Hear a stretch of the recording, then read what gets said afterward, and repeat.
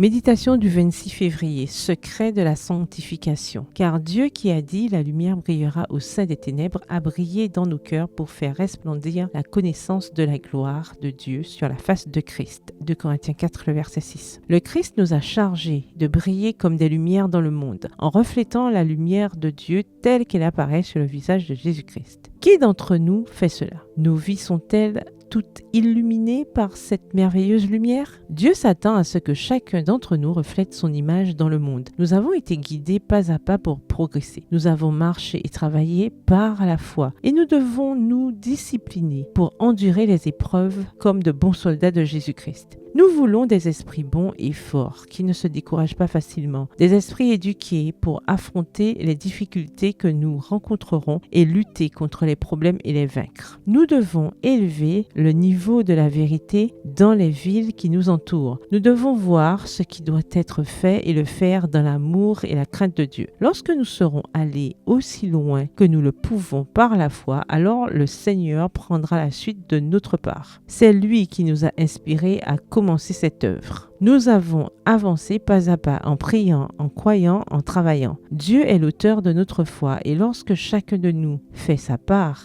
il parachève l'œuvre, glorifiant son propre nom dans cette tâche. Le Seigneur inspire ses ouvriers consacrés à travailler, non pas à partir de ce qu'ils voient, mais à partir de ce que le Seigneur voit. Nous devons fortifier nos âmes par l'espérance, sœurs jumelles de la foi. Les ouvriers de Dieu doivent vivre dans une soumission parfaite à sa volonté. Il y a un danger à travailler à contre-courant de Dieu, car l'être humain veut travailler à sa propre manière, celle qu'il suppose être la meilleure façon de réaliser les desseins divins. Mais nous ne pouvons pas avoir notre propre manière et notre propre volonté. Dieu doit travailler en nous, par nous et à travers nous. Nous devons être dans ses mains comme l'argile dans les mains du potier pour qu'il la façonne à l'image divine. Nos cœurs doivent être entièrement sanctifiés pour Dieu. Ne cherchons pas à conserver notre propre voix et notre propre volonté. Il nous a donné sa vérité afin qu'elle sanctifie, raffine et ennoblisse l'être humain tout entier. Ce que Dieu veut, a-t-il dit, c'est votre sanctification. 1 Thessaloniciens 4, le verset 3. Sa divine puissance nous a donné tout ce qui contribue à la vie et à la piété,